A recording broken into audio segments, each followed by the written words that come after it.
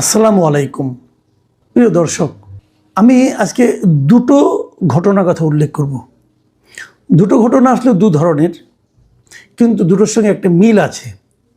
মিলটা হলো এমন জায়গায় যে আমরা যে নতুন সরকার পেয়েছি, এই নতুন সরকারের আমরা এরই মধ্যে বহুবার আমাদের যিনি মাননীয় প্রধানমন্ত্রী আছেন তারেক রহমান, তার বিভিন্ন কর্মকাণ্ড, কথাবার্তা, আচার আচরণকে আমরা নানাভাবে প্রশংসাই করছি, কারণ আমরা এর মধ্যে একটা নতুন কিছু যেন দেখতে পাচ্ছি। কিন্তু যে প্রশ্নটা আমি শুরু থেকে করে আসছি সেটা হলো যে প্রধানমন্ত্রী যেভাবে চলছেন, তিনি যেভাবে ভাবছেন, তিনি যা করতে চাইছেন, তার সঙ্গে যারা আছেন, মানে তার ক্যাবিনেটে অন্য যারা সদস্য, তারা কি প্রধানমন্ত্রীকে ঠিকঠাক মতো ফলো করতে পারছেন? আমি দুটো ঘটনার কথা বলবো। প্রথমত একটা ঘটনা, দুদিন আগে চট্টগ্রামে একটা ব্যাপক জলাবদ্ধতা হয়। এই জলাবদ্ধতার নিউজ আমরা দেখেছি। দুদিন আগে আমি প্রথম আলোতে একটা নিউজ দেখলাম যে মাত্র 10-15 মিনিটের মধ্যে একটা খাবারের দোকান কীভাবে নষ্ট হয়ে গেল। অনেক রেস্টুরেন্ট ছিল, দ্রুত বেগে পানি আসলো, ফ্রিজগুলো ডুবে গেল এবং ফ্রিজগুলো নষ্ট হয়ে গেলো, সব প্রত্যেকটা জিনিস নষ্ট হয়ে গিয়েছে ওখানে। এবং তার ছবি এবং ওখানে যারা ছিলেন তাদের বক্তব্য ছাপা হলো। জলাবদ্ধতা কীভাবে চট্টগ্রামে হয়? চট্টগ্রামে জলাবদ্ধতার সঙ্গে দেশের 8-10টা শহরে জলাবদ্ধতা কিন্তু এক করলে চলবে না। এখানকার জলাবদ্ধতা অনেক দিনের একটা সমস্যা, এবং সেই সমস্যাটার কখনোই কোনো সরকার সেটাকে লাগসইভাবে, মানে সবাইকে মিলে সমন্বিতভাবে তার সমাধানের চেষ্টা করেছেন এরকমটা আমার মনে হয় নাই। এর মধ্যে হাজার হাজার কোটি টাকা এই জলাবদ্ধতা নিরসনের জন্য ব্যয়ও হয়ে গেছে। এখনও একটা প্রকল্প চলছে, প্রায় 12,000 কোটি টাকার প্রকল্প। আগের সরকার করেছিল, আর্মি সেটাকে এক্সিকিউট করছে, কি হচ্ছে না হচ্ছে। এবং এবার সর্বশেষ যে জলাবদ্ধতা হলো, এটা বলা হচ্ছে যে নতুন যেটা করা হচ্ছে, যে খাল খনন করা হচ্ছে, সেখানে ওই খালের খননের জন্য যে বাঁধগুলি করা হয়েছিল, সেই বাঁধগুলি ঠিকঠাক মতো কেটে দেওয়া হয়নি বলে নাকি আরও বেশি হয়েছে। যাই হোক, এগুলো অনেক রকম বক্তব্য আছে।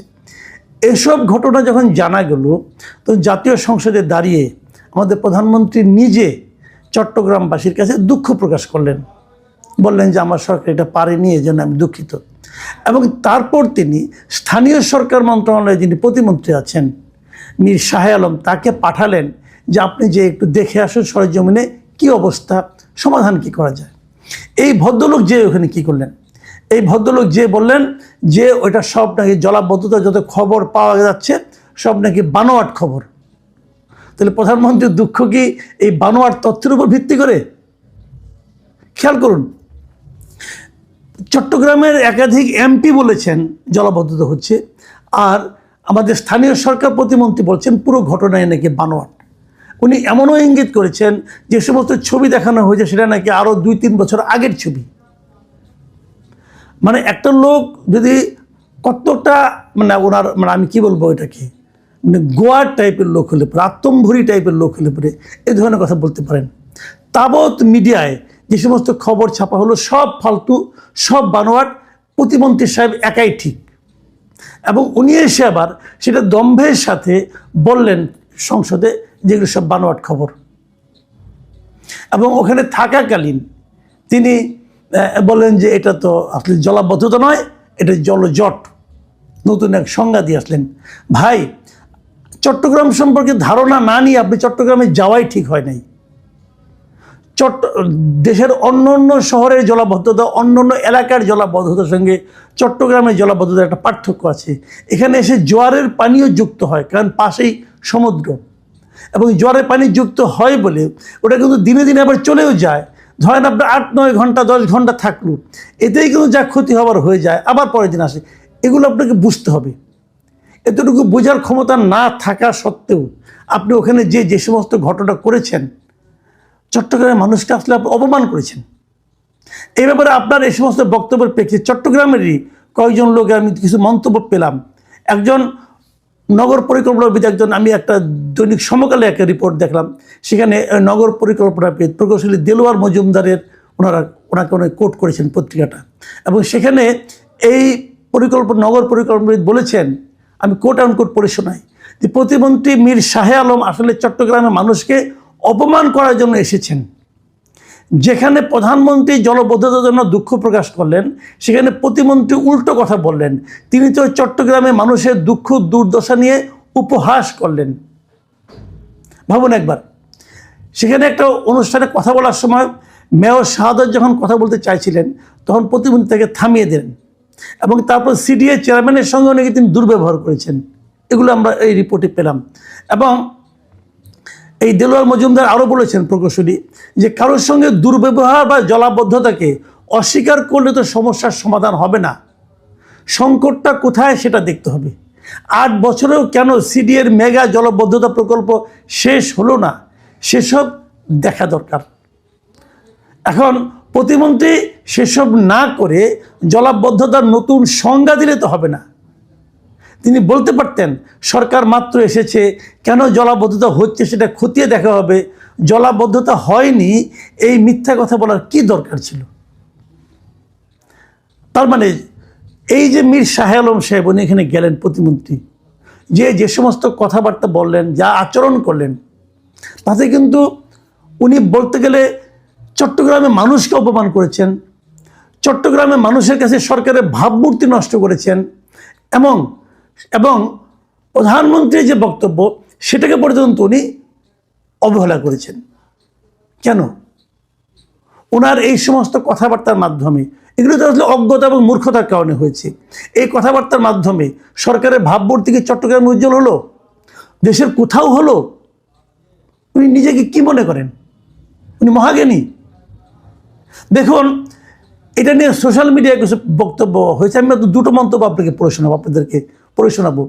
চট্টগ্রামের একজন সাংবাদিক মোহাম্মদ শামসুল হক, তিনি তার ফেসবুকে মন্তব্য করেছেন যে প্রতিমন্ত্রী খুব একটা খারাপ বলেননি, আসলে পানিতে শহর ভাসছে না, বরং ডুবেছে শহরবাসী, ঘরবাড়ি, জানমাল, যানবাহন। আর আরেকজন রিয়াজউদ্দিন বাজারের একজন ব্যবসায়ী আবু বকর মেহেদি, উনি মন্তব্য করেছেন যে সরকার পতনের জন্য বিরোধী দল লাগে না, এরকম একজন প্রতিমন্ত্রী যথেষ্ট। আমি মনে করি এই যে পাবলিক পারসেপশনগুলো, এগুলো সরকার তার বিবেচনায় নেবেন। আমি সরকার প্রধানকে বলবো, এমন লোকের উপর দয়া করে নির্ভর করবেন না যে আপনার সরকারকে সাধারণ মানুষের কাছে বেইজ্জতি করতে পারে, সাধারণ মানুষের কাছে অজনপ্রিয় করতে পারে। আর মীর শাহ আলম সাহেবকে বলবো, ভাই জানি আপনার বাড়ি বগুড়ায়, আপনি প্রধানমন্ত্রীর খুবই কাছের লোক, কিন্তু একটা কথা মাথায় রাখবেন, আপনি কতদিন টিকবেন কি টিকবেন না, এটা নির্ভর করবে আপনার বাড়ি কোথায় তার উপর না, নির্ভর করবে আপনার মেধা কতটুকু, আপনি মানুষকে কতটুকু সম্মান করতে পারেন এবং কতটুকু সরকারের যে লক্ষ্য, সরকারের যে দৃষ্টিভঙ্গি, তার প্রতিফলন যদি আপনার কথায় উঠে আসে, তার উপর নির্ভর করবে আপনার স্থায়িত্ব, আপনার জনপ্রিয়তা। দয়া করে প্লিজ এটা মাথায় রাখবেন। আমি আরেকটা প্রসঙ্গ বলে আলোচনাটা শেষ করব। সেই প্রসঙ্গটা হলো, আজকে আইনমন্ত্রী একটা বক্তব্য, আইনমন্ত্রী বলেছেন এই যে 10 বছর পর তনু হত্যা মামলার জট খুলছে, উনি বলেছেন যে প্রধানমন্ত্রীর অভিপ্রায়ে এইটা খুলছে। মানে প্রধানমন্ত্রী ঈদের দিন একটা নিউজের কাটিং ওনার কাছে পাঠিয়ে বলেছিলেন যে এই মামলাটা কেন এতদিনে হচ্ছে না, এবং এই প্রধানমন্ত্রীর এই অভিপ্রায়ের কারণে সুদীর্ঘ 10 বছর, ওনার ভাষায় উনি যেটা বলেছেন আইনমন্ত্রী, যে প্রধানমন্ত্রীর অভিপ্রায়েই সুদীর্ঘ 10 বছর পর এই মামলার জট খুলতে শুরু করেছে। ইতিমধ্যে একজন আসামিকেও গ্রেপ্তার করা হয়েছে। এবং এই কথা বলার মাধ্যমে উনি কিন্তু প্রধানমন্ত্রীর প্রশংসা করলেন, তাই না? এবং আমরা যদি এই জিনিসটাকে মাথায় রাখি, আমরা কিন্তু শেখ হাসিনার আমলের একটা প্রবণতা দেখতে পাই। সেই প্রবণতাটা হলো, যে কোনো কিছু ভালো কাজ হচ্ছে চট করে শেষ সময় দেখতাম বলতে প্রধানমন্ত্রীর অভিপ্রায়ে এটা হয়েছে, প্রধানমন্ত্রীর হস্তক্ষেপে এটা হয়েছে, প্রধানমন্ত্রী বলেছেন বলে হয়েছে। এই যে মানসিকতাটা, এর মানসিকতার মাধ্যমে ওই সময়ে প্রধানমন্ত্রীকে এক ধরনের তেল দেওয়া হতো, নির্জলা তেল, এবং মানুষের কাছে বলার চেষ্টা করা হতো আমরা কোনো মন্ত্রী কোনো কাজ করি না, যা কিছু করেন প্রধানমন্ত্রী, এবং উনি করেন বলেই আমরা করি, উনি আছেন বলেই আমরা আছি, উনি বলেন বলে দেশটা এরকম ভালো চলছে। এই যে প্রবণতাটা, এই প্রবণতাটা ওনাকে আসলে তেল দেওয়া হয় না, ওনার ক্ষতি করা হয়।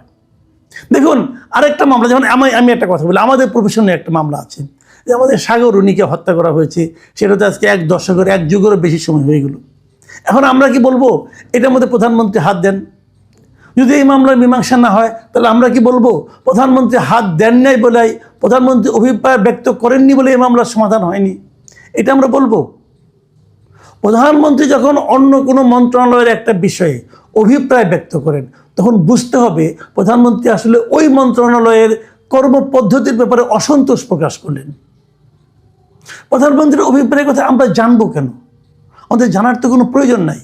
এটা স্বরাষ্ট্রমন্ত্রীর মন্ত্রণালয়ের দায়িত্ব, তারা এগুলো তো রেগুলার ওয়ার্ক, তারা এটা করে নাই কেন?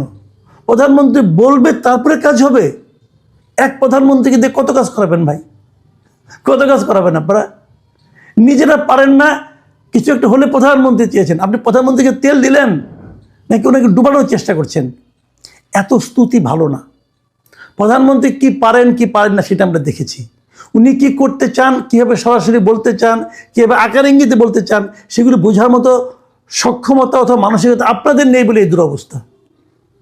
প্রধানমন্ত্রীর কয়টা উদাহরণ আপনারা ফলো করেন? অনেক কিছুই করেন না। আমি এগুলি ক্যাটাগরিগুলি বলেছি এর আগেও, আরেকবার স্মরণ করে দিই। প্রধানমন্ত্রী তো নিজে সরকারি গাড়ি নেন না, ড্রাইভার নেন না, তেল নেন না। কেন নেন না? উনি আপনাদের জন্য একটা উদাহরণ তৈরি করেছেন। সেই উদাহরণটা ফলো করেন, তাহলে বুঝবো যে আপনাদের মন মানসিকতা এরকম। আপনারা তো প্রধানমন্ত্রীর চেয়ে কম ধনী না, আপনাদের হলফনামা আমি দেখেছি, ওইটা তো ফলো করেন না। কাজেই অপ্রয়োজনীয় তেল দেওয়ার কোনো দরকার নাই। আমি মনে করি আমি প্রধানমন্ত্রীকে অনুরোধ করব, দেখুন আমরা জানি আপনি একা অনেক কিছু করতে চান, কিন্তু আপনি একা অনেক কিছু করতে পারবেন না যদি আপনার সহকর্মীরা আপনাকে সহযোগিতা না করেন। তাদেরকে বোঝান, তাদেরকে প্রভাবিত করার চেষ্টা করেন যে ভাই প্রত্যেকটা কথা আমি বলতে চাই না, আপনারা কি জানেন না কী করতে হবে, সেগুলো করেন। আপনারা জানেন মনে করেই তো আপনাদের এই দায়িত্বটা দেওয়া হয়েছে। প্রিয় দর্শক, আমরা জানি না আগামীতে ওই মন্ত্রীরা কি ভাববেন, কিভাবে কি করবেন। তবে আমরা আশা করব, আমরা এই সরকারের সাফল্য চাই, এবং সেই সাফল্য কেবল তখনই নির্ভর করবে যখন প্রধানমন্ত্রীর সঙ্গে ওনার পুরো টিম একীভূত হয়ে একসঙ্গে ঐক্যতানের মাধ্যমে একটা কাজ করতে পারবে। এখন এ পর্যন্তই।